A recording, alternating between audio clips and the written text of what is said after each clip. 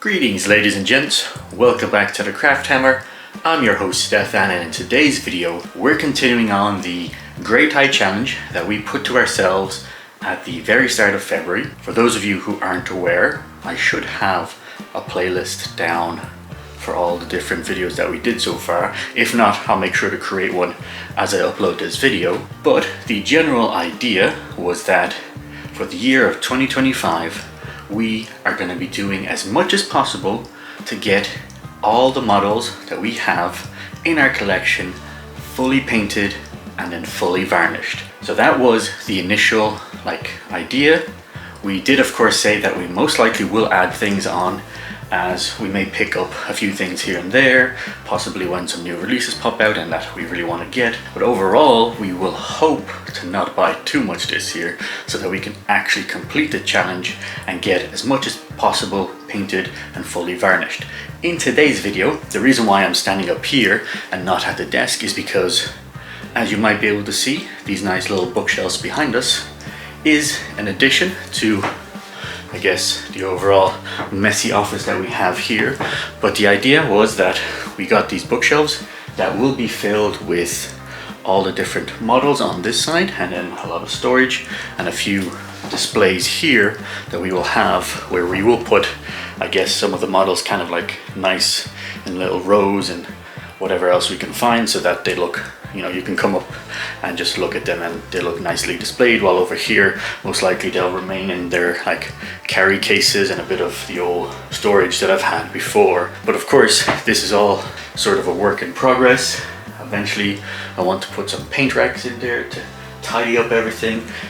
There's a whole different project happening there, but it will help organize everything, because a lot of the stuff that we managed to paint is now up here. Well, it will be on the desk. So we're going to show you everything that we've done so far up until May. Technically what I'm doing is, if you go back to the very first two videos for this challenge, you won't see everything on the table, because I only wanted to show you the new things that I've built, which is of course extra things to add to the challenge, but also everything from that initial video that I've been working on to, I guess, a certain degree. I'm not gonna show you the fact that I just primed a few things or maybe added a color or two on their bases. No, this is quite a few things actually that I managed to finish to, let's say, 90%, and we'll get into why it's only 90%.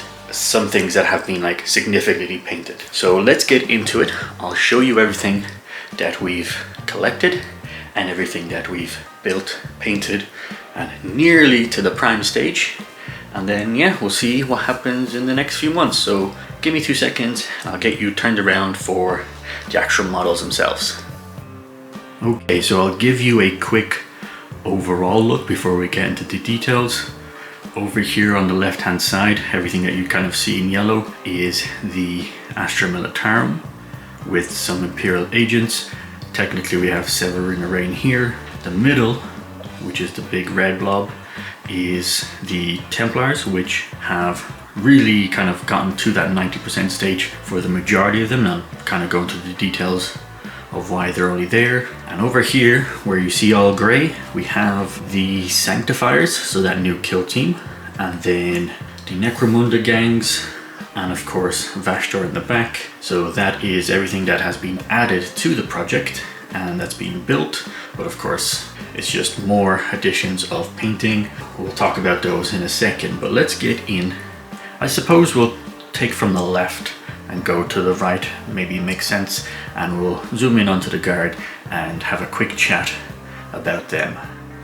So I'm sure that I've mentioned it before, but I really wanted to start my own Imperial Guard army, and I had a few items kind of in the backlog, and then eventually when Creed came about, I just wanted to collect them specifically. And here is, I guess, the base for the models that I have, the troops. I will be adding a few things more, probably another squad of 20 there, just so that I have a 40 total, and eventually a second command squad. But what we have here is what I've managed to paint so far, and I'll bring over this one.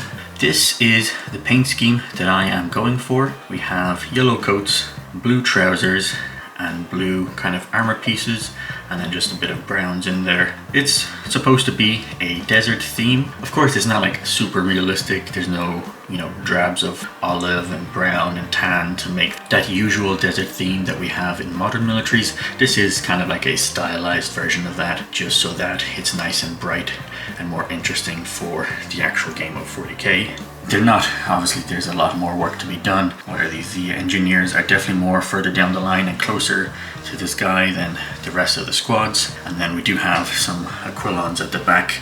This is kind of what I've been able to do and get significantly done after I've painted the Templars, because the Templars were obviously painted for a specific tournament. These guys started to get some paint on them once I managed to finish those. And then at the bottom here, we do have some Imperial agents. Hopefully you can see them there. These guys are created for a kill team, because I do have various kill teams, like as you might see the Sanctifiers, and of course I just have the Imperial agents in general. So these guys were just added to have a few more extra options that I could use for that team, and I've definitely been having fun with like playing kill team, so I'm looking forward to getting these guys on the board and seeing what they can do. But that is the overall state of the Imperial Guard. I do suspect that I will be working on these guys for the next while, and hopefully, but no real promises, because we will be going on a trip straight after this video. Well, not straight after, like a few days after this video.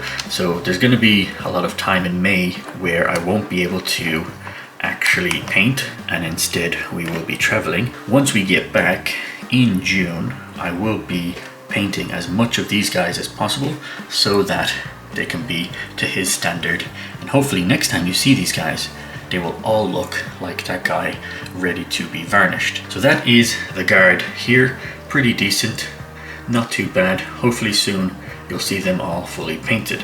So let's move on over to the Templars. And here we are for the Templars. I do have the tank here that is the Gladiator Reaper, if I remember correct. It's mostly just the red prime and a lot of yellow accents. It will take a while for me to finish this one, as it's not particularly on the priority when it comes to the entire project. I do want to, I guess, once this batch here is complete, and I do actually mean I would like to get this entire batch finished, I do want to come back to the Templars and finish the rest of the Crusader squads that I have, so that I can do as much of the troops and have them complete. As you might be able to see, the majority of these guys here are pretty much fully painted, apart from one glorious obvious thing: none of them have backpacks.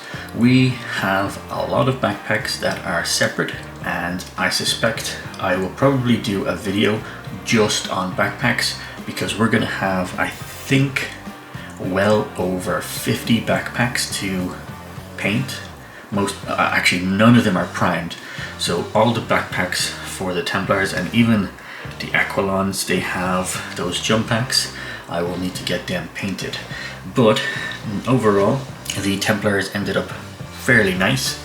This guy is pretty much finished. He just needs to get varnished, and you might notice that none of the like base rims are painted, and that's just to help me know that they haven't been varnished. So eventually further down the line, once I have a nice big batch of these kind of complete and all of these guys have their backpacks, I will then know that they still need to be varnished, and I'll go around and paint all the like base rims. The next day I normally try to paint the rims the night before, and then give them time to kind of dry up and cure, and then the next day I jump in and I'll batch like varnish all of these guys. But overall, Grimaldus ended up pretty nice. Still need to get his head and his backpack painted. Those were left separate, but I do like how the blue stands out. And of course his like little retinue is pretty decent. Just the banner that is missing, so that is something that I will probably do with the backpacks. But overall they ended up really nice, and we have Severine Rain that was built as part of one of my like kit reviews. And then we're gonna move over to the newest editions of the collection and for the challenge. And everything here, ironically enough, you will actually see kit reviews for all of this stuff. Well, I think mostly for the Ash Nomads after this video comes out, since I had planned to get them all ready for when I'm away on the trip, so that you have some videos to look at. So these guys here are all, I guess, the videos for next week. So give me 2 seconds, let me put the light on these guys and we'll have a quick chat about them. Now here we are, and let's quickly talk about the Sanctifiers, which we already did a quick review video, and I am looking forward to getting these guys painted up and playing them in quilting. They look very fun and have quite a variety of different things to try out, so definitely excited here. The elephant in the room is Vashtor. Apart from the Chaos Knights, I don't actually have a Chaos Army, so you might be wondering, why did I bother getting him?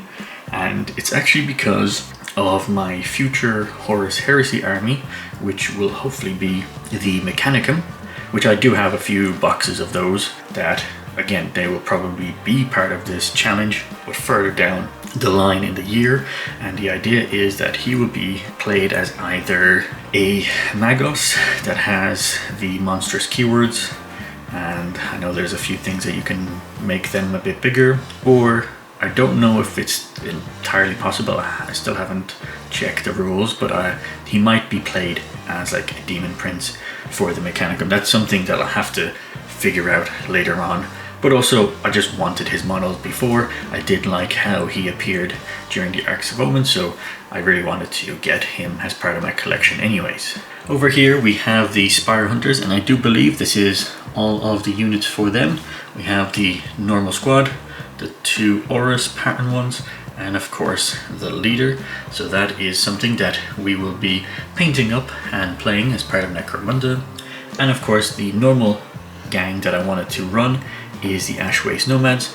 So we've got the squad of 10 here, that is the basic troopers. We have the hunters and the little bugs that they come with.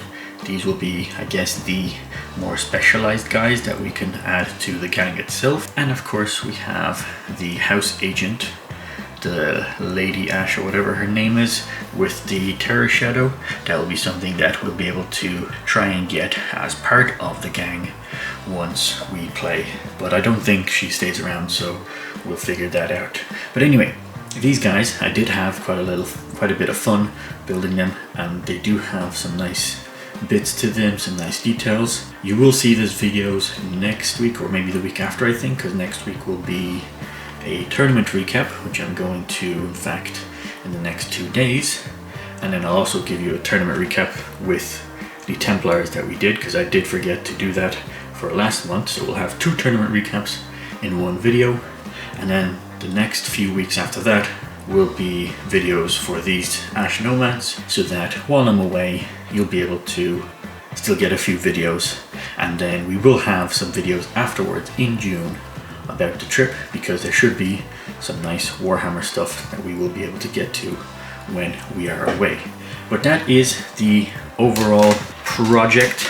That's where the Great Tide Challenge is. We have stuff that is halfway during the painting, we have stuff that is like 90% just waiting for backpacks, and of course more additions, more things that need to be primed and painted.